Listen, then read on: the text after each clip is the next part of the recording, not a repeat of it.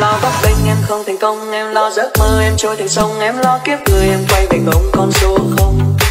Em không muốn mai sau khi già đi đêm đêm thức khuya cha lau bờ mi, em cũng muốn mình lớn khôn. Từ Long Xuyên em đi lên thành phố, áo tay dài rách vai, mẹ cha đưa em theo con đường lớn, 18 trăng tròn ước mơ. Mang theo ước mơ em bay thật xa, mang theo khát khao em bao ngày qua, mang theo tiếng lòng em đưa mẹ cha em biết đi. Đi qua bãi sau, đi qua bờ đê, đi qua biết bao nhiêu câu chuyện chê, đi cho thấy mình lớn.